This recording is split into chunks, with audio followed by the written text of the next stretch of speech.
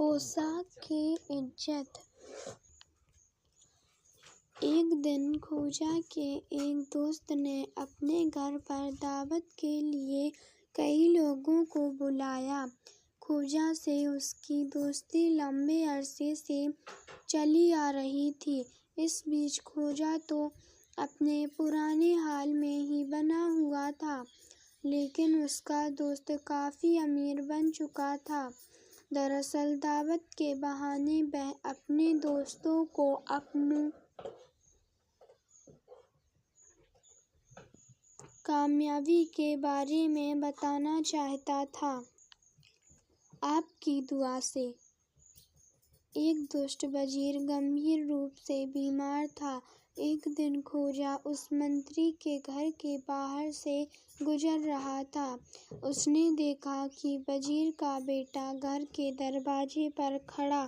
खोजा ने बड़े अनमनेपन से उससे पूछ लिया, तुम्हारे अब्बाजान की तबीयत अब कैसी है? शुक्रिया रोजरा चाचा, आपकी दुआ से, मेरी दुआ से। खोजा उसकी बात काटता हुआ बोला, मेरी दुआ से तो तुम्हारे परिवार वालों को इस समय मातम मनाना चाहिए। इतना कहकर खोजा आगे की ओर बढ़ गया। साफे का दम। खोजा नसरुद्दीन के बारे में सोचते ही सोचने वालों के दिमाग में जो छवि उभरती थी वह कुछ ऐसी हुआ करती थी। एक बड़ी सी अचकन पहने, सिर पर गोल टोपी लगाए, चूड़ीदार पैजामा पहने, गधे पर सवार, लंबी दाढ़ी वाला आदमी। खोजा को कुछ नजदीक से जानने वालों के मन में जो उसकी तस्वीर थी उसमें इतना और जुड़ जाता था कि वह ऐसा आदमी है जो देखने में तो लगता है जहाँ से आ रहा है, जहाँ जा रहा है और जहाँ जब मौजूद है वहाँ से बेखबर है, लेकिन हकीकत में जिसका दिमाग हमेशा चौकन्ना रहता है, जो हर समय हर कहीं नज़र रखता है, जो सच को सच और झूठ को झूठ ही कहता है, जो गरीबों की मदद के लिए हमेशा तैयार रहता है, जो किसी लोभ या लाभ में कभी नहीं फंसता, जिसे किसी भी कीमत पर सच्चाई से नहीं डिगाया जा सकता, जो ना मेहनत से जी चुराता है ना किसी की जी हुजूरी करता है, जो बादशाह या वजीर सबके हित की सलाह देता है। लेकिन एक बार हुआ ऐसा कि खोजा ने अपना हुलिया थोड़ा बदल लिया। सिर पर टोपी की बजाय बड़ा सा साफा बांध लिया। इस बदले लिबास में वह सड़क पर भी निकल आया। ऐसा साफा आमतौर पर पढ़े लिखे लोग ही पहनते थे। खोजा इस लिबास में घर से निकलकर अभी कुछ दूर ही पहुंचा था कि उसे देखकर एक आदमी ने गुहार की, जनाब आलिम फाजिल साहब, मेरा यह खता तो पढ़ दीजिए। खोजा ने उससे कहा, माफ करना भाई, मेरे लिए तो काला अक्षर भैंस के बराबर है। यह सुनकर वह आदमी बोला, तकल्लुफ क्यों कर रहे हो जनाब? जब आप इतना बड़ा साफा पहने हैं तो यह कैसे मुमकिन है कि आप लिखना पढ़ना ना जानते हो? बहुत अच्छा, अगर आप मेरे सेफ में इतना डैम है कि इसे पहनकर विद्या अपने आप आ जाएगी तो यह साफा तुम पहन लो और अपना खत खुद पढ़ लो। वह आदमी तब भी मानने को तैयार नहीं था कि साफे वाला यह आदमी सच कह रहा है। उसने कुछ शिकायती लहजे में कहा, जनाब आप तो मेरा एक खत पढ़ने के मामले में नखरे दिखा रहे हैं। आपकी जगह यदि मैं खोजा से टकराया होता तो वह न केवल मुझे खत पढ़कर सुना देता बल्कि हाथों हाथ इसका जवाब भी लिख देता। उस राहगीर की बात सुनकर खोजा के चेहरे पर हंसी आ गई। हंसते हुए खोजा ने राहगीर से कहा, तुम ठीक कहते हो खोजा, ऐसा ही है और खोजा ऐसा ही करता और अभी भी वैसा ही करेगा। मैं खोजा ही हूँ, मैं पढ़ना भी जानता हूँ और लिखना भी। मैं तुम्हें यह खत पढ़कर भी सुनाऊंगा और इसका जवाब भी लिख कर दूंगा। मैं दरअसल आप लोगों को यह बताने के लिए निकला हूँ कि केवल साफा बांधने से कोई पढ़ा लिखा नहीं हो जाता। खोजा की बुद्धिमानी। नगर में एक सेठ के घर चोरी हो गई। चोर सेठ के घर में रखे आभूषण, नगदी आदि सभी चुरा ले गए। सेठ का ध्यान सबसे पहले अपने नौकरों पर ही गया, लेकिन कोई भी नौकर गायब नहीं था। तब वह नसरुद्दीन खोजा के पास पहुंचा, जो उन दिनों बादशाह का सहायक बना हुआ था। सेठ ने खोजा से कहा, जनाब, मुझे अपने नौकरों पर चोरी का शक है, लेकिन मैं उनमें से किसी को चोरी करते देखा नहीं है। अब आप ही मेहरबानी करके मेरे यहाँ चोरी करने वालों का पता लगाकर उसे सजा दीजिए, ताकि चोरी हुआ मेरा धन मुझे वापस मिल सके। आप परेशान ना हो सेठ जी। खोजा ने उसे आश्वस्त करते हुए कहा, पहले मुझे यह बताइए कि आपके घर में नौकरों की तादाद कितनी है। मेरे घर में 6 नौकर हैं जनाब, सेठ ने बताया। तब ठीक है, हम तुम्हारी हवेली पर चलते हैं, आप उन सब का परिचय करा देना। सेठ खोजा को अपनी हवेली में ले गया। उसने सभी नौकर खोजा के सामने पेश कर दिए। खोजा ने एक एक करके सभी का बारीकी से निरीक्षण किया, लेकिन सभी नौकरों के चेहरों पर किसी तरह के कोई भाव नहीं दिखाई दिए। लेकिन खोजा ने हिम्मत नहीं हारी। उसने एक तरकीब से काम लिया। उसने रुई का एक मजबूत धागा मंगवाया। उस धागे के उसने 6 बराबर बराबर के टुकड़े किए और धागे का एक एक टुकड़ा छऊ को देते हुए कुछ मंत्र पढ़ते हुए बोला, मैंने इस धागे के बराबर बराबर टुकड़े कर तुम 6 व्यक्तियों को दिए हैं। कल सुबह मैं फिर आऊँगा और इन धागे के टुकड़ों का परीक्षण करूँगा। तुम में से जिसने भी चोरी की होगी उसका धागा 1 इंच बढ़ जाएगा। ऐसा कहकर उसने 6 नौकरों को अलग अलग कोठरियों में बंद करवा दिया, जिससे कि वे आपस में कोई बातचीत न कर सकें। फिर वह वहां से चला आया। अगले दिन सुबह के समय खोजा कुछ सिपाहियों को लेकर सेठ की हवेली पर जा पहुंचा। सेठ उसने सभी 6 नौकरों को कोठरियों से बाहर निकलवाया और सभी से अपने अपने धागे के लिए टुकड़े को दिखाने को कहा। परीक्षण करने पर उन नौकरों में से 5 के धागे तो ठीक उतने ही इंच के मिले जितने इंच के उन्हें दिए गए थे, किंतु एक का धागा 1 इंच छोटा मिला। जब खोजा के सिपाहियों ने उस पर कौड़ा फटकारना शुरू किया तो उसने सच्चाई उगल दी। दरअसल रात के समय उसने यह समझकर अपना धागा 1 इंच दांतों से काटकर छोटा कर लिया था कि सुबह होने से पहले यह धागा औरों को दिए गए धागों के बराबर हो जाएगा। लेकिन खोजा ने तो चोर पकड़ने का एक झांसा दिया था और वह वास्तविक चोर उसके झांसे में आ फंसा। 1 घंटे की मशक्कत के बाद सेठ के घर से चुराया सारा माल भी बरामद हो गया। चोर को कैदखाने में डाल दिया गया और सेठ को उसका माल लौटा दिया गया। सेठ ने खोजा का बहुत आभार माना और उसे इनाम देना चाहा, लेकिन खोजा ने यह कहते हुए इनाम लेने से इनकार कर दिया कि यह उसका कर्तव्य था। खोजा के इस कृत्य से बादशाह भी बेहद खुश हुआ। उसने खोजा की पीठ थपथपाकर उसे शाबाशी दी। इससे खोजा का विश्वास और भी दृढ़ हो गया। अनमोल तोहफा। एक बार बादशाह ने देश के तमाम बड़े अफसरों, रईसों और बुद्धिमान लोगों को अपने यहाँ भोज पर आमंत्रित किया। सभी लोग सज धज कर बादशाह के यहाँ पहुँचे। इन मेहमानों में ख्वाजा नसरुद्दीन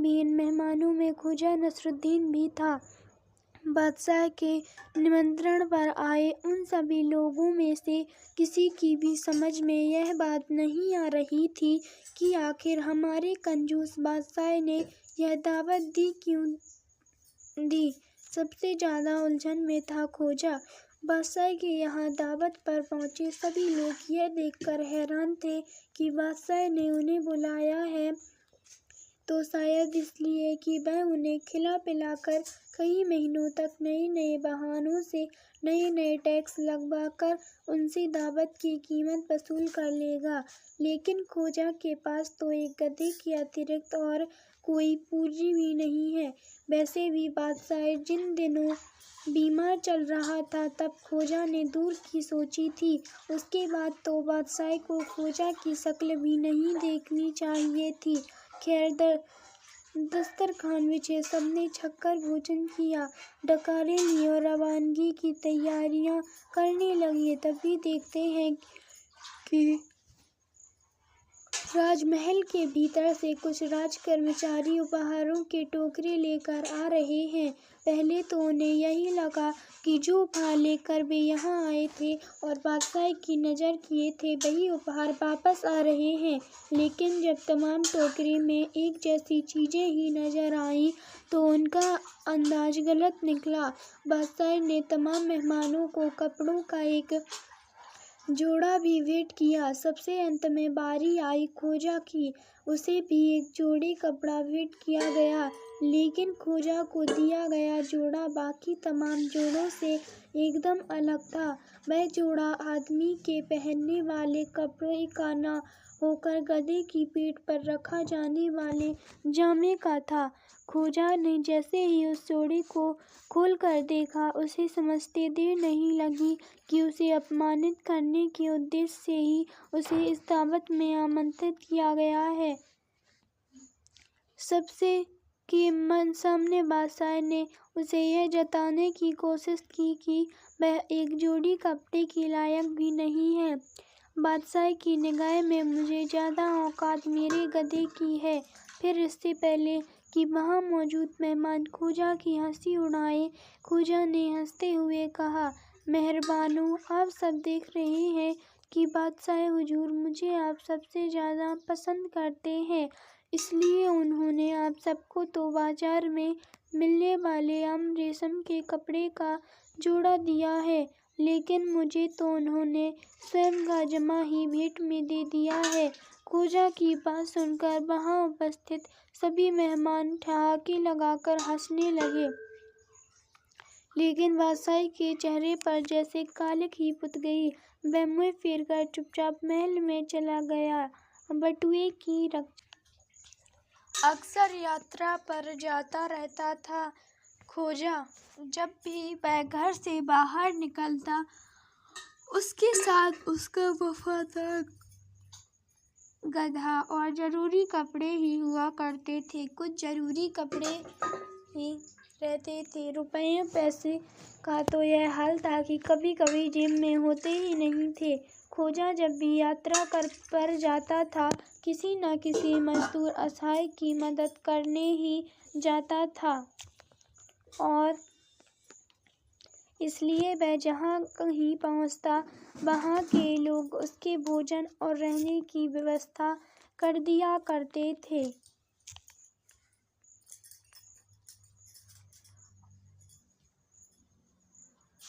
जब ख्वाजा देखता था कि वह जिसकी मदद के लिए आया है वह खुद ही मुश्किल में है, अपना गुजारा कर रहा है, तब ख्वाजा खुद कोई काम धंधा करके अपनी रोजी रोटी का इंतजाम कर लिया करता था।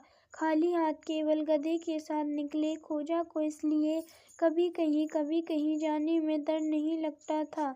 लेकिन उस बार हुआ यह कि वह अपने शहर से दूसरे शहर जाने लगा तो एक पड़ोसी ने कुछ रकम यह कहकर थमा दी कि जिस शहर में मैं जा रहा है वहाँ मेरा एक रिश्तेदार रहता है, मेहरबानी करके यह रकम उसे दे देना। फिर हुआ यह कि खोजा यात्रा पर निकल तो पड़ा, लेकिन जिस शहर तक उसे पहुँचना था वहाँ पहुँचने से पहले ही रात हो गई। इसलिए एक रात व्यतीत करने के लिए वह एक समय में रुक गया। इस डर से कि कहीं कोई पैसे ना चुरा ले, उसने सोने से पहले अपना बटुआ अपने सिरहाने के नीचे रख लिया। खोजा के पास ढेर सारे रुपयों से भरा बटुआ देखकर सराय के मालिक के मुंह में पानी आ गया। उसने खोजा के रुपए चुराने की योजना बना ली। रात के समय वह दबे पांव अनेक बार खोजा के बिस्तर के पास गया, पर इस डर कि कहीं खोजा जागा हुआ तो न हो, उसने हाथ बढ़ाने का साहस नहीं किया। जब आधी रात बीत गई तो उससे रहा नहीं गया। उसने धीमे स्वर में खोजा से पूछा, खोजा भाई, क्या तुम सो चुके हो? नहीं, क्या तुम्हें मुझसे कोई काम है? खोजा ने पूछा। आधी रात बीत चुकी है, जल्दी से सो जाओ, सराय का मालिक बोला। क्यों? खोजा ने पूछा। कल तुम्हें लंबा सफ़र करना है, अगर अच्छी तरह से आराम नहीं किया तो आगे कैसे जा पाओगे?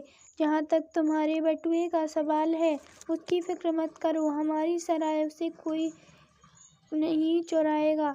शुक्रिया, अब मैं गहरी नींद सो सकूँगा। यह कहकर खर्राटे मारने लगा और बीच बीच में बड़बड़ाता रहा, मैं सो चुका हूँ, मैं सो चुका हूँ। सराय के मालिक का कहना है कि उसकी सराय में मेरा बटुआ कोई नहीं चुराएगा। उड़ने वाला घोड़ा। एक दिन उदासी भरे लहजे में बादशाह खोजा से बोला, खोजा, बहुत दिनों से मेरी इच्छा है कि आकाश में उड़कर पूरी दुनिया की सैर करूं। मैं दुनिया के पहाड़ों, नदियों, शहरों, गांवों, जंगलों और मैदानों को देखकर अपना ज्ञान बढ़ाना चाहता हूँ। मेरी यह इच्छा पूरी करने के लिए क्या तुम कोई बढ़िया तरकीब बता सकते हो? खोजा ने धीर गंभीर आवाज में कहा, जरूर बता सकता हूँ जहाँपनाह। यह सुनते ही बादशाह की उदासी उड़नछू हो गई। वह उतावला होता हुआ बोला, तुम सचमुच बड़े अक्लमंद हो, बताओ वह तरकीब कौन सी है? आकाश में पहुंचना कोई मुश्किल काम नहीं है जहाँपनाह, बशर्ते आप में धीरज हो। आप अपने खजूरी रंग के घोड़े को मुझे दीजिए, मैं उस पर सवार होकर दूर के एक पहाड़ से एक खास बूटी ले आऊंगा, जिसे खाकर घोड़े की पीठ पर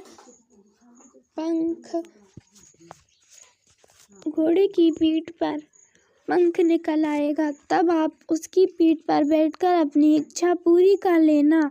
अलबत्ता मुझे वहां तक जाने आने में कोई 1 साल लग जाएगा। क्या आप इतना इंतजार कर सकते हैं? बादशाह खुशी से फूला ना समाया। उसने अपने अंगरक्षक को आदेश दिया कि वह उसका घोड़ा फौरन खोजा के हवाले कर दे और उसे बहुत सारा धन भी सरकारी खजाने से दिलवा दे। खोजा घोड़े पर सवार हो गया। चाबुक लगते ही घोड़ा हवा से बातें करने लगा।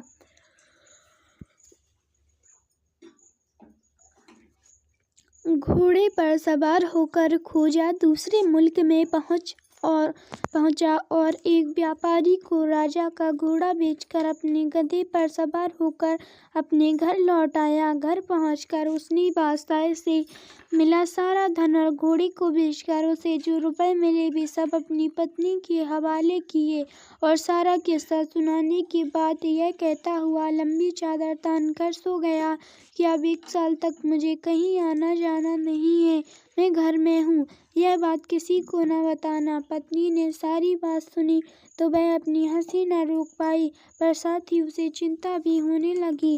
करीब 1 साल बाद खोजा राजमहल में पहुंचा। उसे देखते ही बादशाह ने मुस्कुराते हुए पूछा, खोजा, 3 दिन बाद 1 साल पूरा होने वाला है, क्या मेरे घोड़े की पीठ पर पंख निकल आए हैं? हाँ जहाँपनाह, खोजा ने मूंछों पर हाथ फेरते हुए जवाब दिया। खुशी से उछलते हुए बादशाह बोला, तुमने सचमुच कमाल कर दिया खोजा, पर तुम घोड़े को साथ क्यों नहीं लाए? खोजा ने दुखी होने का सॉन्ग रचाते हुए बताया, मैं उसे साथ न ला रहा था जहाँ पनाह, मगर वह रास्ते में पंख फड़फड़ाता हुआ उड़ गया। यह सुनते ही बादशाह को भारी सदमा पहुंचा और वह बेहोश होकर जमीन पर गिर पड़ा। कुछ नहीं आता। एक बार खोजा और उसका दोस्त पिकनिक मनाने के लिए निकले। शहर से दूर एक हरी भरी जगह पर पहुंचकर उन्होंने डेरा जमाया, गधे को चरने के लिए छोड़ा और स्वयं भी सैर सपाटा करने निकल पड़े। थोड़ी देर सैर के बाद जब पेट भूख से कुलबुल से उठने लगे तो अपने सामान के पास आए और पुलाव पकाने लगे। जैसे ही खोजा ने सारा सामान फैलाया, उसका दोस्त बोला, खोजा, मुझे ना तो आग जलानी आती और ना ही सब्जी काटनी आती और ना आग पर देगची रखनी। मुझे दरअसल कुछ नहीं आता। यह कहकर वह एक पेड़ की छाया में चादर तान कर सो गया। खोजा ने गाजर काटी, आग जलाई और उस पर देगची रख दी। फिर उसने आधे चावल देगची में डाले, बाकी आधे पोटली में ही रखे छोड़ दिए और पोटली को हिफाजत से रख दिया। पुलाव पकने में जितनी देर लगी, खोजा पुलाव का पकना एकटक देखता रहा। जब पुलाव तैयार हो गया तब उसे आग पर से उतारकर थोड़ा ठंडा होने के लिए जमीन पर रख छोड़ा। पुलाव खूब स्वादिष्ट बना था। उसकी खुशबू से खोजा का गधा भी प्रभावित हुए बिना न रह सका। वह घास चरना छोड़ खोजा के पास आकर अपनी दम हिलाने लगा। खोजा ने एक बार अपने सोए हुए दोस्त की ओर देखा, फिर अपने प्यारे गधे को। अगले ही पल उसने कुछ पुलाव अपने सामने रखी थाली में परोसा और शेष अपने गधे के सामने रख दिया। फिर एक दूसरे के पूरक मालिक और सेवादार यानी खोजा और उसका गधा पुलाव का आनंद लेने में मशगूल हो गए। पुलाव वाकई जायकेदार बना था। खाते खाते खोजा के हाथ की वार थमे। उसने रह रहकर अपने दोस्त की ओर देखा। उसके मन में बार बार यही विचार आया कि उसे अपने दोस्त को जगह देना चाहिए, लेकिन हर बार उसने अपना इरादा त्याग दिया। उसने तय किया कि ऐसे दोस्त को पुलाव का स्वाद चखाने की बजाय उसे मज़ा चखाने ही ज़्यादा ज़रूरी है। देखते ही देखते खोजा और उसका गधा मिलकर साला पुलाव चट कर गए। जब खोजा बर्तन साफ कर रहा था तो उसका दोस्त आंखें मलता हुआ उसके पास पहुंचा और झुंझला कर बोला, अरे खोजा, तुमने पूरा पुलाव अकेले ही खा लिया, मुझे क्यों नहीं जगाया? खोजा ने बड़े ही इम्तिहान से बताया, मेरे प्यारे दोस्त, क्या तुमने यह नहीं कहा था कि तुम्हें कुछ नहीं आता? मैंने सोचा तुम्हें पुलाव खाना भी नहीं आता होगा, इसलिए मैंने तुम्हें नहीं जगाया। समझ। एक बार खोजा की आंखों में तकलीफ हो गई और उसे हर चीज धुंधली नजर आने लगी। बादशाह ने मौका देख खोजा की खिल्ली उड़ाई। खोजा सुना कि अब तुम्हें हर चीज के दो रूप नजर आने लगे हैं। अब तक तुम्हारे पास एक ही गधा था, लेकिन अब तो दो गधे हो गए होंगे। तुम तो सचमुच बिना एक धेला खर्च किए दोगुने अमीर हो गए। खोजा बोला, आपने बिल्कुल सही फरमाया जहाँ पनाह। अब मुझे आपके भी दो की जगह चार पैर नजर आने लगे हैं। खोजा की चतुराई ने उन्हें आदमी से जानवर साबित कर दिया है। यह बात बादशाह की समझ में आ गई, पर वह करता भी तो क्या है। छेड़छाड़ तो उसे ने शुरू की थी। तभी एक बुजुर्ग चरवाहे ने बादशाह और खोजा को बीच में रोककर गुहार की, बादशाह सलामत, मैं अब तक न जाने कितनी भेड़ बकरियां पाल चुका हूँ, पर भेड़िए न जाने मेरी कितनी भेड़ बकरियों को चट कर गए हैं। क्या इस दुनिया में कोई ऐसा भेड़िया भी है जो बकरी ना खाता हो? चरवाहे की जगह की गुहार सुनकर बादशाह ने खोजा की तरफ देखा और बोला, खोजा, क्या तुम्हारे पास इस गरीब के सवाल का कोई माकूल जवाब है? खोजा बोला, नहीं जहाँ पनाह, मैं तो आपके अलावा किसी को जानता नहीं हूँ, इसलिए मैं यकीनी तौर पर इसे उस भेड़िए का नाम नहीं बता सकता जो भेड़ बकरियां न खाता हो। खोजा की बात में छिपे व्यंग्य को न समझते हुए बादशाह बोला, मैं एक ऐसे भेड़िए को जानता हूँ गुस्ताखी माफ हो जहाँपनाह। तो मैं अर्ज करना चाहूँगा कि आप ही मुझे उस भेड़िए के बारे में बता दें। बुजुर्ग चरवाहे ने विनती की। ऐसा भेड़िया जो मर चुका हो, वह किसी भेड़िया बकरी को नहीं खाता। बादशाह ने अपना ज्ञान बघारा। बुजुर्ग समझ गया और गंभीर मुद्रा में गर्दन हिलाता हुआ बादशाह और खोजा के रास्ते से अलग हट गया। उसके जाने के बाद बादशाह खोजा की ओर देखता हुआ बोला, क्यों खोजा, मानते हो ना मुझमें आज भी तुमसे ज्यादा समझ मौजूद है। खोजा ने कबूल किया। हाँ जहाँपनाह, यह तो अभी अभी उजागर हो चुका है, फिर मुझसे ज्यादा अक्ल वाला होगी भी क्यों ना। उसे खर्ची कहाँ होना होता है। जैसे सवाल वैसे जवाब। खोजा के मुल्क का बादशाह अपने को बहुत अक्लमंद मानता था। वह अक्सर तरह तरह के कठिन सवाल पूछकर दूसरों को नीचा दिखाने की कोशिश करता रहता था। एक बार उसने 12 विद्वानों को बुलाकर उनसे पूछा कि पृथ्वी का केंद्र बिंदु कहाँ है। एक भी विद्वान बादशाह के सवाल का जवाब न दे सका। बल्कि सच तो यह था कि किसी ने भी सही जवाब देना चाहा। सब जानते थे कि यदि जवाब दे दिया तो फिर उसकी खैर नहीं। बादशाह इनाम तो देगा नहीं, पर सजा जरूर दे सकता है। दरअसल बादशाह ने अपने मुल्क में खगोल विज्ञान या आकाश विज्ञान की खोज परख के लिए जो जरूरी उपकरण चाहिए होते हैं, वे कभी ना तो कभी राज्य की तरफ से किसी को दिए, ना ही बाहर से आने दिए। यही नहीं, उसने जितनी भी वैज्ञानिक प्रयोगशालाएं बनवाई थी, उन्हें नष्ट करवा दिया था। कोई वैज्ञानिक इन सब के बावजूद कहीं किसी खोज में तो नहीं लगा है, यही जानने के लिए अक्सर वह उन्हें बुलाकर कोई ना कोई सवाल पूछा करता था। और जब वे सब यह कहते कि उनका उत्तर नहीं मालूम, तब वह सोचकर खुश होता कि उसके राज्य में कोई उसकी आज्ञा का उल्लंघन नहीं कर रहा। इस बार भी यह देखकर कि कोई विद्वान उसके सवाल का जवाब नहीं दे सका, बादशाह बहुत खुश हुआ। उसने पूरे राज्य में मुनादी करवा दी कि जो कोई मेरे सवाल का सही जवाब देगा, उसे ढेर सारा धन इनाम में दिया जाएगा, लेकिन अगर जवाब गलत मिला तो सजा मिलेगी। मुनादी करने के साथ ही बादशाह ने इश्तेहार छपवा कर जगह जगह लगवा दिए। यह सुनकर खोजा ने मन ही मन में निश्चय किया कि अपने विद्वानों का मजाक उड़ाने वाले, उन्हें डराने वाले और उन्हें उनके ज्ञान का विस्तार न करने देने वाले इस बादशाह को वह सबक सिखाकर ही रहेगा।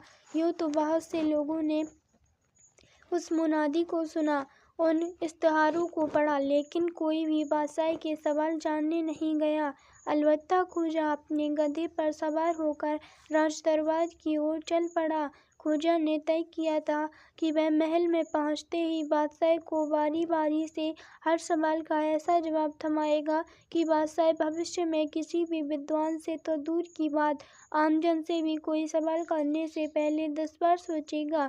खोजा को इस बात का इल्म था कि गैर मुल्कों में उसके बादशाह के सनक के चलते खासी फजीहत होती है। इज्जतदार लोग बादशाह के दरबार में जाना पसंद नहीं करते। बादशाह ने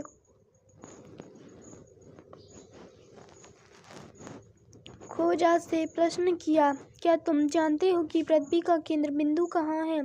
खोजा ने तुरंत जवाब दिया, हाँ जहाँपनाह, जानता हूँ। पृथ्वी का केंद्र बिंदु मेरे गधे की टांग के नीचे है। बादशाह ने गर्दन हिलाई, बोला, बिल्कुल झूठ, मुझे तुम्हारी बात पर बिल्कुल यकीन नहीं है।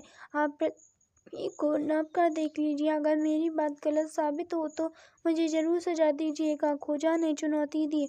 बादशाह को कोई जवाब नहीं सूझा। उसे खोजा की दलील पर मौन रह जाना पड़ा। अगले ही पल उसने दूसरा सवाल दागा, अच्छा यह बताओ, आकाश में कुल कितने सितारे हैं? आपकी दाढ़ी के बालों के बराबर। खोजा ने फौरन जवाब दिया, बिल्कुल गलत, मुझे तुम्हारी बात पर तनिक भी यकीन नहीं है। बादशाह ने खोजा के उत्तर को नकारा, मेरी बात 100% सही है। अगर यकीन न हो तो आकाश में जाकर एक बार सारे सितारों को गिन लीजिए और फिर अपनी दाढ़ी मुड़वाकर उसके एक एक बाल को गिन लीजिए। यदि दोनों की संख्या बराबर ना निकले तो जो आपकी जी में आए वह सजा मुझे दे दीजिए।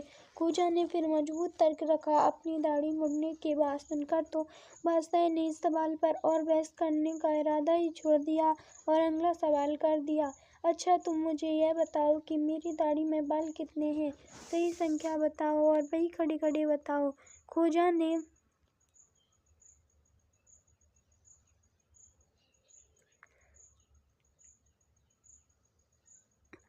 एक हाथ से अपने गधे की पूंछ उठाई और दूसरे हाथ से बादशाह के मुंह की ओर इशारा करते हुए कहा, आपकी दाढ़ी के बाल की संख्या मेरे गधे की पूंछ के बालों की संख्या के बराबर है।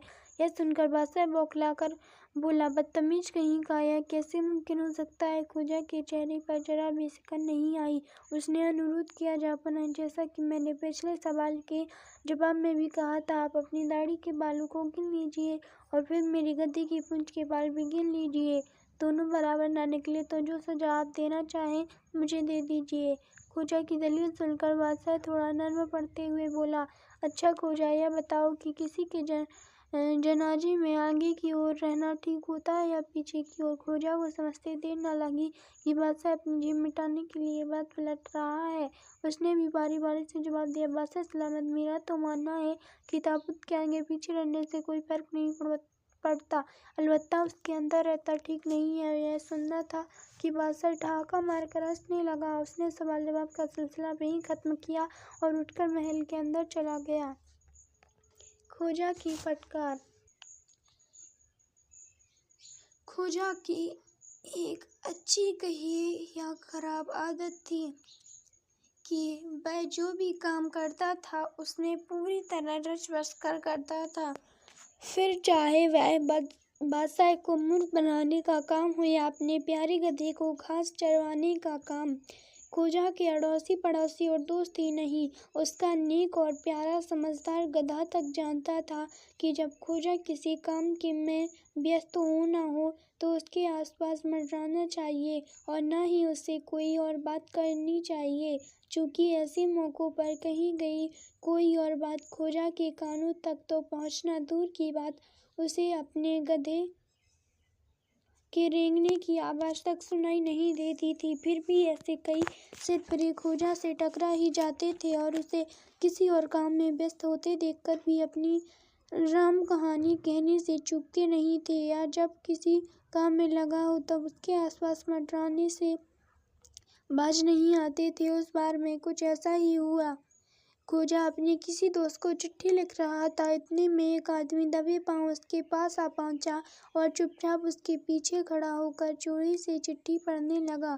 खोजा को इस बात का पता चल गया। उसे उस आदमी की यह एक बेजा हरकत लगी, लेकिन उसने ना तो टोका और ना दूर हटने को कहा।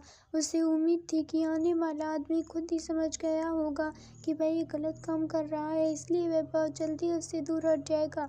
काफ़ी देर हो गई, लेकिन उस नासमझ ने खोजा के पीछे से हटने की समझदारी नहीं दिखाई। तब खोजा ने उसे सबक सिखाने की एक योजना बना ली। उसने खत लिखना जारी किया, लेकिन खत में जो लिखना शुरू किया वह इबादत कुछ इस प्रकार थी, मेरे प्यारे दोस्त, मैं तुम्हें बहुत कुछ लिखना चाहता हूँ, लेकिन इस वक्त मेरे पीछे एक बदतमीज और बेशर्म आदमी खड़ा है जो चोरी से मेरा खत पढ़ रहा है। यह पढ़ते ही वह आदमी बौखला गया और खोजा के सामने आकर ऐतराज करने लगा, तुम मुझे गालियाँ क्यों दे रहे हो खोजा, मैंने तुम्हारी चिट्ठी कब पढ़ी। खोजा बोला, ओ तो तुम बदतमीज ही नहीं, ज़रूरत से ज़्यादा अक्लमंद भी मालूम होते हो। तुमने मेरी चिट्ठी नहीं पढ़ी तो तुम्हें कैसे पता चला कि मैं चिट्ठी में तुम्हारी बुराई लिख रहा हूँ। क्या तुम बिना पढ़े केवल किसी के हाथ चलाने के ढंग से ही यह समझ जाती हो कि सामने वाला क्या लिख रहा है। अगर तुम वाकई इतने समझदार हो तो तुम्हें यह भी समझ होनी चाहिए कि कभी किसी दूसरे का खत नहीं पढ़ना चाहिए। इससे पहले कि खोजा उसे उसकी बेजा हरकत के लिए और शर्मिंदा करे, उसने खोजा के पास से भाग खड़ा होने में ही अपनी भलाई समझी। अनोखा नुस्खा। खोजा एक अच्छा हकीम भी था। एक बार चर्बी से लड़ा एक सेठ उसके पास आया और उससे बोला, खोजा, मैं अपने मोटापे से बहुत परेशान हूँ, क्या तुम मेरी इस बीमारी का इलाज कर सकते हो। खोजा ने सेठ को ऊपर से नीचे तक बड़े गौर से देखा, फिर बोला, जरूर कर सकता हूँ।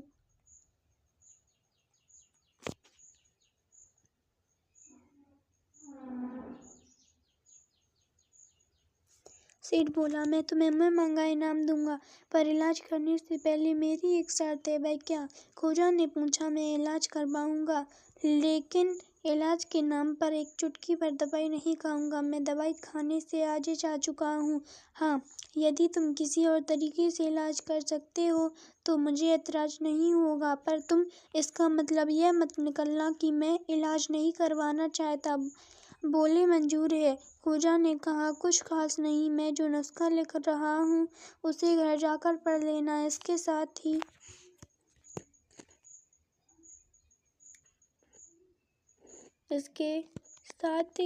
उसने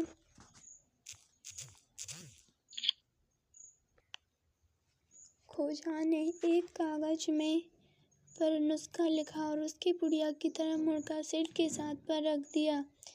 नुस्खे में लिखा था, 15 दिन के अंदर मर जाएंगे। खोजा की हिदायत के अनुसार घर पहुंचकर सेठ ने जैसे ही वह अनोखा नुस्खा पढ़ा, उसकी तो पैरों तले जमीन ही खिसकने लगी। अगले ही पल सेठ पलंग पर ढेर हो गया। घबराहट के मारे ना तो वह नान खा पाया और ना एक घूंट चाय पी सका। अगले 15 दिन में सेठ की मोटे शरीर की चर्बी ऐसे गायब हो गई जैसे कभी खोजा के गधे के सिर से सींग गायब हुए होंगे। सेठ की काया कंकाल मात्र रह गई। जब 15 दिन बीत गए तो फिर से वह खोजा के पास पहुंचा। सेठ को देखते ही खोजा बोला, आप जरूर मुझे अपने इलाज के बदले इनाम देने आए होंगे। सेठ झुंझाकर बोला, खोजा, तुमने मुझे धोखा क्यों दिया? तुमने तो कहा था कि मैं 15 दिन के अंदर मर जाऊंगा, फिर भी मैं जिंदा कैसे हूँ? खोजा ने सेठ को आड़े लेते हुए कहा, ज्यादा चालाकी ना दिखाइए सेठ जी। जब मेरे नुस्खे की बदौलत आपने फालतू चर्बी से छुटकारा पा लिया है, लाइए जल्दी से मेरी फीस निकाल दीजिए। उलझन अक्लमंदों की। एक बार कई अक्लमंद आदमी एक साथ नदी के उस पार जाने के लिए नदी के तट पर पहुंचे। उन्हें नदी के उस पार जाना था, लेकिन तब वहां कोई नाव न होने के कारण इंतजार करने के अलावा उनके पास कोई और विकल्प नहीं था। अभी उन्हें वहां पहुंचे कुछ ही देर हुई थी कि एक अक्लमंद आदमी को एक उलझन ने घेर लिया। उसने अपने तमाम अक्लमंद साथियों के सामने अपनी उलझन बयान की। साथियों, यदि किसी दिन इस नदी में आग लग जाए तो इससे रहने वाली मछलियां का क्या होगा? वे बेचारी कहाँ जाएंगी? उलझन सुनते ही सभी अक्लमंद इस उलझन का हल खोजने में जुट गए, लेकिन हाल यह था कि उनमें से किसी के भी दिमाग में उस उलझन को सुलझाने का उपाय समझ में ही नहीं आ रहा था। सभी उस उलझन का हल खोजने में इतने व्यस्त थे कि एक बार भी किसी नाव की तरफ देखा तक नहीं। फिर दूसरा दिन गुजर गया, फिर तीसरा, चौथा, पांचवा। इस बीच ना तो किसी अक्लमंद को कोई हल सूझा और ना कोई वहां से टस से मस ही हुआ। वे सब अपनी अपनी जगहों पर बैठे रहे। तब कुछ लोगों ने बादशाह को यह खबर पहुंचाई कि 5 दिन से कुछ अक्लमंद जाने किस उधेड़ बुन में है। यदि कुछ दिन यही हाल रहा तो सबके सब भूतपूर्व हो जाएंगे। तब मुल्क में एक ही अक्लमंद खोजा बचा रह जाएगा। इसलिए बादशाह को फिक्र करनी चाहिए। बादशाह के आदेश पर वजीर अक्लमंदों के पास गया और उनसे बातचीत की। वजीर के पूछने पर अक्लमंदों ने उसे अपनी उलझन बताई। वजीर ने उन्हें सलाह दी, आप सबको तो अपनी उलझन का हल मिल नहीं रहा है, इतने दिन तक नहीं मिला। इसका मतलब यह हुआ कि आगे भी नहीं मिलने वाला। हमारा मुल्क एक साथ इतने अक्लमंदों से हाथ नहीं धोना चाहता, इसलिए मुल्क की और आपकी भलाई इसी में है कि अपनी जिद और गरूर छोड़कर आपने से जो अक्लमंद हो उसे खोजा के पास भेजिए, हो सकता है वह कोई हल बता दे। तब उन्होंने इस सवाल का जवाब जानने के लिए सबसे ज्यादा अक्लमंद आदमी को खोजा के पास भेजा। खोजा ने सवाल सुनते ही फौरन जवाब दिया, अरे भाई, तुम इस मामूली से सवाल के बारे में इतने परेशान क्यों हो? अगर नदी में आग लग गई हो तो क्या मछलियां पेड़ पर नहीं चढ़ जाएंगी? खोजा से अपनी उलझन का हल जानकर वह अक्लमंद आदमी बेहद खुश हुआ। वह फटाफट अपने साथियों के पास पहुंचा और उन्हें खोजा का उत्तर सुनाया। हल मिलते ही वे तमाम लोग खुशी से झूमने लगे। खोजा बना खुदा का हरकारा। खोजा बहुत गरीब आदमी था। उसे अक्सर खाने के लाले पड़ते थे और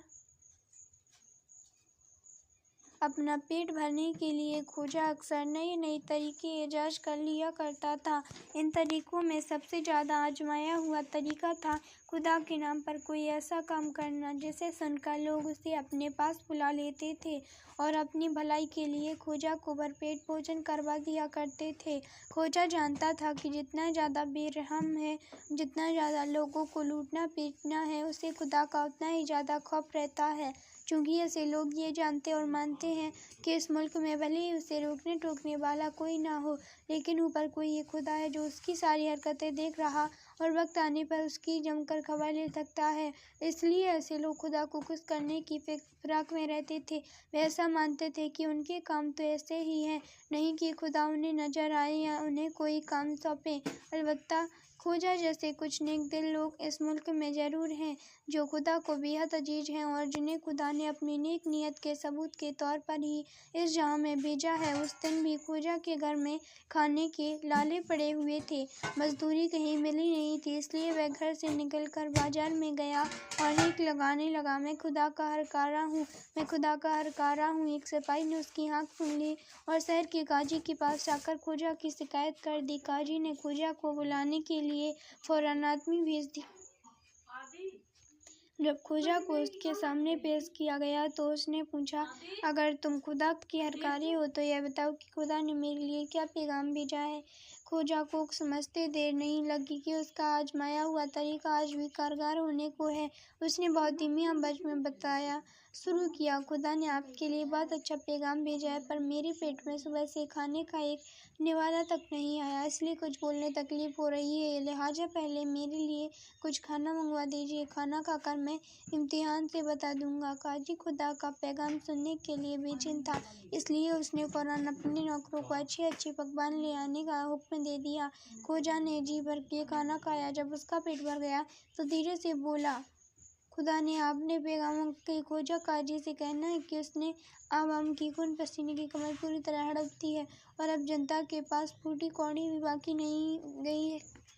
यदि आप अपने आने वाले दिन सुधारना चाहता है तो शहर कोतवाल का कुत्ता। एक शहर कोतवाल का जब राजधानी से दूर एक छोटी शहर में तबादला हुआ तब वह बेहद खुश हुआ। उसे लगा चलो अब रोज रोज बादशाह या वजीर के पास जाने से मुक्ति मिली। वहाँ तो हर आदमी किसी न किसी तुर्मम खां का रिश्तेदार था, इसलिए सबकी सुननी पड़ती थी। यहाँ तो चैन की नींद लिया करूँगा। सर कोतवाल ने यह सब सोच तो लिया, पर उसके मन में मुराद पूरी होने को ही नहीं आ रही थी। जब से यहाँ आया था रोजगार कोई ना कोई ऐसा बखेड़ा लेकर हाजिर हो जाता कि उसे सुलझाने में जाने कब सुबह से शाम हो जाती। आखिर शहर कोतवाल ने तय किया कि वह एक कुत्ता पालेगा। कुत्ते को कोतवाली के दरवाजे पर बांधेगा ताकि जब भी कोई कोतवाली में फरियाद लेकर आने की कोशिश करे कुत्ता उसे वहाँ से भगा दे। कोतवाल ने कुत्ते की खोज शुरू की। उसे कुत्ते तो कई मिले, लेकिन कोई ऐसा कोई कुत्ता नहीं मिला जो केवल गुर्राता हो, भौंकता ना हो। कोतवाल को तलाश थी केवल गुर्राने वाले कुत्ते की। उसे डर था कि यदि उसने भौंकने वाला कुत्ता दरवाजे पर बांधा तो वह भौंक भौंक कर फरियाद को भले ही भगा दे, लेकिन इस दौरान उसकी अपनी नींद भी उड़ा देगा। ऐसे में कुत्ते की भौंक सुनने से कहीं अच्छा होगा फरियादी की फरियाद सुन ली जाए। हो सकता है फरियादी कुछ भेंट दक्षिणा ही दे जाए। जब शहर कोतवाल कुत्ता खोजने में नाकामयाब हो गया तब उसने खोजा को आदेश दिया कि वह एक खूंखार कुत्ता ढूंढकर लाए जो लोगों को काटता और उन पर झपटता हो, वक्त पड़ने पर गुर्राता भी हो लेकिन भौंकता न हो। कुछ दिन बाद खोजा एक कुत्ता ले आया तो दम दबाकर रहता और अजनबी के सामने भी भौंकता नहीं था। यह देखकर कोतवाल उस पर बरस पड़ा। खोजा, तुम्हारे कान नहीं है क्या? मैंने तुमसे कहा था कि मुझको काटने और गुर्राने वाला कुत्ता चाहिए, ना कि दुम दबाकर बैठने वाला कुत्ता।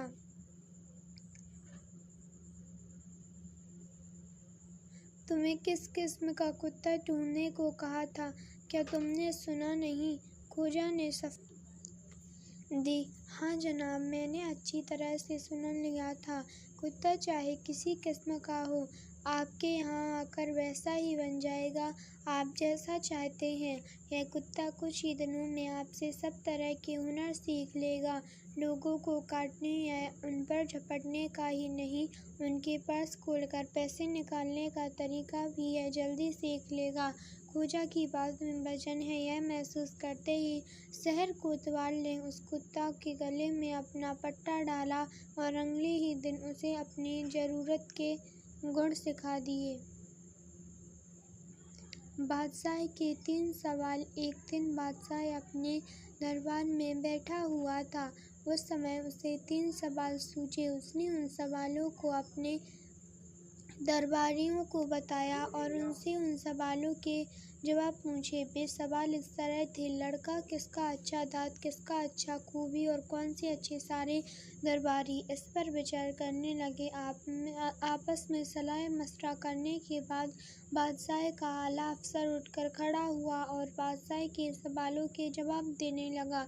वह बोला: बादशाह सलामत। लड़का तो बादशाह का ही अच्छा होता है, दाँत हाथी का अच्छा होता है, खूबियों में इल्म सबसे अव्वल होता है।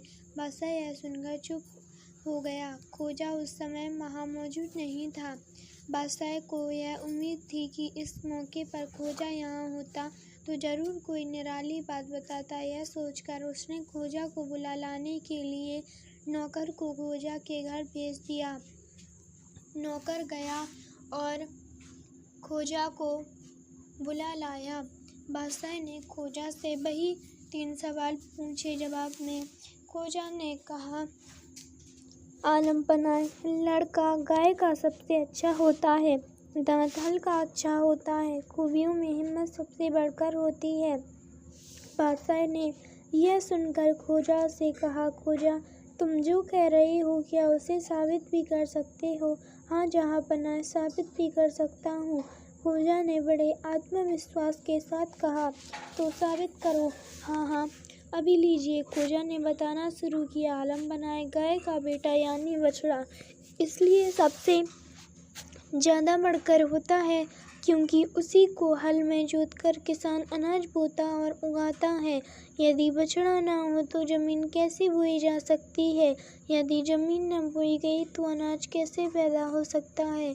अन्न से ही तो हमारा जीवन चलता है, जिसका किसान की पैदावार बढ़ती है।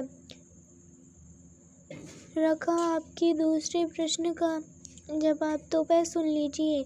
दांत हल का इसलिए अच्छा होता है कि उसी के द्वारा ज़मीन जोती और बोई जाती है, जिससे पैदावार बढ़ती है और आपका व सबका जीवन चलता है। जरा सोचिए हुजूर, जब ज़मीन बोई ही ना जाएगी तो दुनिया खाएगी क्या? आप तीसरे प्रश्न का जवाब भी सुन लीजिए। मैंने कहा है कि खूबियों में सबसे बढ़कर हिम्मत होती है, क्योंकि हिम्मत के बिना तो सब कुछ बेकार है। जो बहुत बहादुर है किंतु उसमें हिम्मत नहीं है तो वह कुछ नहीं कर सकता। इसलिए हर इंसान में हिम्मत होनी चाहिए, तभी कोई सिद्ध हो सकता है। खोजा ने तीनों सवालों के जवाब इतनी असरदार आवाज में दिए कि बादशाह को तसल्ली हो गई। उसको खोजा की बुद्धिमानी पर पहले से ज़्यादा यकीन हो गया। उसकी नज़रों में खोजा की इज्जत और भी बढ़ गई। सेठ के हस्ताक्षर। एक गरीब मजदूर ने एक दिन खोजा के पास पहुंचकर उसे बताया कि शहर के एक मशहूर सेठ ने उससे कई दिन तक मजदूरी का काम करवाया है और अब तक वह मजदूरी देने से यह कहकर मुकरा रहा है कि मेरा काम ठीक नहीं था। अब आप ही उससे मेरा मेहनताना दिला सकते हैं खोजा भाई। खोजा ने उसे भरोसा दिलाया, बोला तुम बेफिक्र रहो सेठ को तुम्हारे काम का मेहनताना देना ही पड़ेगा, तुम मुझसे मिलते रहना। मजदूर बोला, खोजा भाई मुझे आप पर पूरा भरोसा है, लेकिन इतने दिन की मजदूरी न मिलने से मेरी तो भूखे मरने की नौबत आ चुकी है। खोजा ने उसे समझाया, तुम किसी और जगह काम की तलाश करो, सेठ से तुरंत रकम तो मिल नहीं सकती। उससे रकम वसूलने के लिए पहले तो यह जरूरी है कि उससे भेंट हो, फिर उस मजदूरी देने के लिए तैयार करने में भी समय लग सकता है।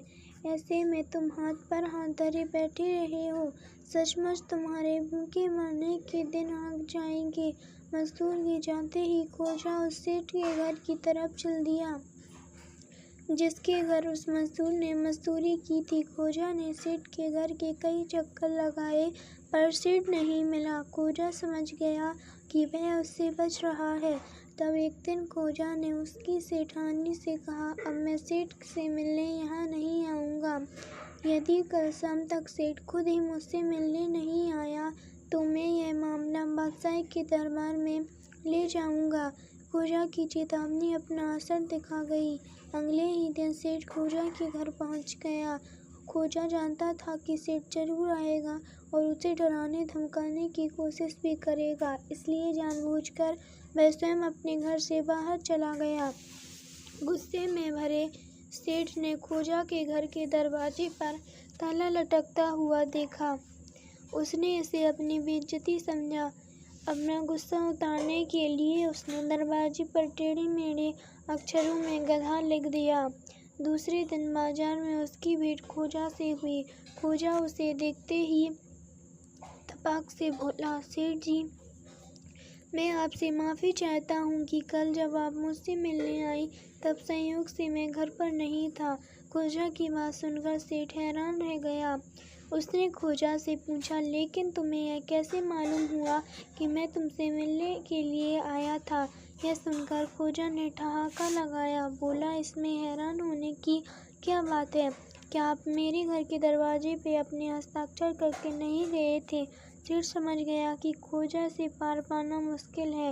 वह तो मन ही मन बात तक जान लेता है, इसलिए उसने मजदूर की मजदूरी देने में ही अपनी भलाई समझी। जैसे को तैसा। बात उन दिनों की है जब खोजा मजदूर नहीं हुआ था। उन दिनों उसके पास एक गरीब मजदूर अक्सर आया करता था। खोजा ने एक दो बार उससे पूछा था कि भाई तुम मेरे पास इतने चक्कर क्यों लगाते हो? ना तो मैं इतना धनवान हूँ कि तुमसे कोई काम करवा कर तुम्हें मेहनताना दे सकूँ, ना मेरी किसी से जान पहचान है कि तुम्हें कहीं काम दिलवा सकूँ।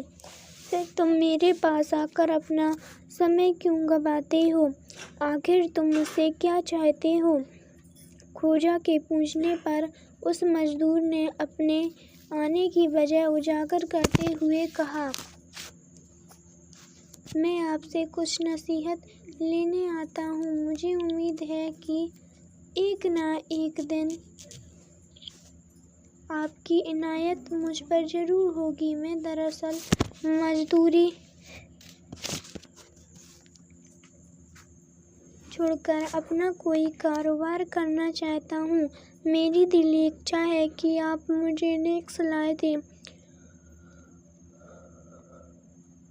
खोजा ने उसकी बात सुनकर खुशी जाहिर की और उसे समझाया कि कभी किसी के साथ बेईमानी नहीं करना, मेहनत से जी मत चुराना, किसी को बुरा भला मत कहना, गरीबों से ज़्यादा मुनाफा नहीं कमाना। इस मुल्क में गरीबों की संख्या कुछ ज़्यादा ही है। यदि तुम और व्यापारियों की तरह ठगने की आदत नहीं बनाओगे तो तुम देखोगे कि वे गरीब मजदूर ही एक दिन तुम्हें इतना अमीर बना देंगे जितनी तुमने कल्पना भी नहीं की होगी। मजदूर की आदत होती है कि उसे जहाँ 2 धेले कम में ज़रूरत की चीज़ मिले वहाँ वह बार बार जाता है, जबकि अमीर सस्ता सामान बेचने वाले की चीज़ों पर शक करने लगता है। खोजा किसी का यह नतीजा निकला कि सचमुच देखते ही देखते वह मजदूर शहर का सबसे अमीर व्यापारी बन गया। अमीरों में तो उसका रसूख बड़ा ही, गरीब मजदूर भी उसकी तारीफों के पुल बनते नहीं थकते थे। उसकी दुकान में चूंकि उन्हें खरा तौल में पूरा और शहर की अन्य दुकानों से 2 धेला सस्ता सामान मिलता था, आड़े वक्त में उधार भी मिल जाता था, सो वे मुरीद थे ही। एक बार खोजा के इस कल के गरीब मजदूर और आज के अमीर व्यापारी दोस्त ने खोजा और अमीर उमराव को अपने घर दावत पर बुलाया। खोजा को यह मालूम था कि उस दावत में शहर के जाने माने लोग ही आमंत्रित हैं। पुरानी दोस्ती निभाते हुए खोजा ने वहां जाने का निर्णय कर लिया। हालांकि ना तो वह कोई अमीर उमराव था और ना सरकारी अधिकारी। ठीक दावत के दिन अपनी गद्दी पर बैठकर खोजा अपने उस दोस्त के घर दावत खाने के लिए पहुंच गया। उसने देखा कि मेहमानों की खातिरदारी के लिए मेजबान ने तमाम तरह के पकवान बनवाए हुए हैं। जितने भी किस्म के खाने हो सकते थे और जितने भी किस्म के मिजाज के खाने वाले वहाँ आए हुए थे, लगभग सभी की पसंद का खाना बनवाया गया था। खुद मेजबान ने खाने से पहले खोजा को पूरी रसोई और भंडार के घर की सैर करवाई। जब सब लोग खाना खाने बैठे तो खोजा ने देखा कि उसके बगल में बैठा एक मेहमान न सिर्फ ज़्यादा से ज़्यादा खाना चढ़ कर जा रहा है, बल्कि बहुत से पकवान उठा कर अपनी जेब में भी भरता जा रहा है। खोजा को समझते देर न लगी कि वह ऐसा क्यों कर रहा है। खोजा को इस बात की खबर थी कि शहर के पुराने रईसों को खोजा के इस दोस्त का, जो कभी मामूली मजदूर हुआ करता था, व्यापार में आना पसंद नहीं था। खोजा को यकीन हो चला कि हो न हो यह मेरी बगल में बैठा सेठ भी उन सेठों में से एक हो सकता है। इस सेठ की तरह कुछ और भी मेहमान ऐसा ही कर रहे हों, ताकि यहाँ खाने की कुछ चीज़ें कम पड़ जाएं और इस तरह मेजबान की हंसी उड़ा सके कि खिलाने का दम नहीं था तो इतने मेहमान बुलाए ही क्यों। खोजा ने मन ही मन तय किया कि वह इस सेठ को तुरंत एक अच्छा सबक सिखाएगा, ऐसा सबक जो सबकी नज़र में भी आए और जिससे सबक लेकर इस सेठ की तरह हरकत कर रहे और मेहमान भी सावधान हो जाएं। अगले ही पल खोजा ने एक चायदानी उठाई और उसमें भरी तमाम गर्म चाय अपने बगल वाले सेठ के अचकन की जेब में उड़ेलनी शुरू कर दी। अभी थोड़ी सी ही चाय उसकी जेब में पहुंची होगी कि सेठ को जलन होने लगी। वह एकाएक अपनी जगह से उछला और जोर से चीखा, यह क्या बदतमीजी है, मेरी पूरी खाल जला दी। खोजा ने उससे भी ऊंची आवाज में जवाब दिया, चिल्लाओ मत, तुम्हारी जेब बहुत सी चीजें खा चुकी है, उसे प्यास लग रही होगी इसलिए चाय पिला रहा हूँ। खोजा का इतना कहना था कि उस सेठ का चेहरा तो फीका ही पड़ गया और जो मेहमान सेठ इसी तरह की हरकत में जुटे हुए थे, वे भी यकायक पेट भर जाने का ऐलान करते हुए अपने अपने पेट पर हाथ फेरते हुए उठे और मेजबान से इजाज़त लेकर अपनी अपनी हवेली की ओर रुखसत हो गए। कंजूस सेठ ने दी दावत, बादशाह खोजा को काजी बनाने जा रहे हैं। यह खबर सुनते ही कंजूस सेठ ने भी खोजा को खाने पर बुलाया। हालांकि सेठ जानता था कि खोजा अमीरों का नहीं गरीबों का हितचिंतक है, पर उसका ख्याल था कि हो सकता है खोजा भी कोई ओहदा पाने के बाद गरीबों से मुँह मोड़ ले और अमीरों की हाँ में हाँ मिलाने लग जाए। पर कहते हैं ना, आदत अच्छी बड़ी मुश्किल से छूटती है। यह सेठ के साथ भी हुआ। जब खोजा सेठ के घर खाना खाने आया तो सेठ ने अपना कटोरा तो दूध से ऊपर तक भर लिया और खोजा को आधे कटोरे से भी कम दूध परोसते हुए कहा, लो भाई दूध पी लो, आज मेरा खान सामान नदारत है इसलिए और कुछ तो बन नहीं सकता। कटोरा भर दूध हाजिर है। खोजा बोला, सेठ जी जरा एक आरी तो दीजिए। आरी का क्या करोगे? खोजा भाई हैरानी से पूछा। खोजा बोला, बात यह है कि इस कटोरे का ऊपरी हिस्सा फालतू है। बेहतर यही होगा कि पहले मैं कटोरे के इस ऊपरी हिस्से को आरी से काट दूं। खोजा की बात सुन सेठ जोर जोर से हंसने लगा। वह हंसता रहा। जब उसने देखा कि उसकी हंसी में खोजा शामिल हो ही नहीं रहा तो अचानक चुप हो गया। उसे महसूस हुआ कि इस समय उसे यूं राक्षसों की तरह नहीं हंसना चाहिए था। अब भूल सुधार का एक ही उपाय है कि कोई हल्की फुल्की बात शुरू करके माहौल को बदला जाए। अपनी हंसी के दौरान सेठ को राक्षस का विषय बनाते हुए खोजा से पूछा, खोजा तुम तो हजारों आधे सीधे लोगों से मिलते हो, अब काजी बन जाने के बाद और भी ज्यादा लोगों से मिलोगे, क्या तुम कभी राक्षस से भी मिले हो? मैं जीवन में कम से कम एक बार किसी राक्षस से मिलने की तमन्ना रखता हूँ, क्या तुम इसमें मेरी कोई मदद कर सकते हो?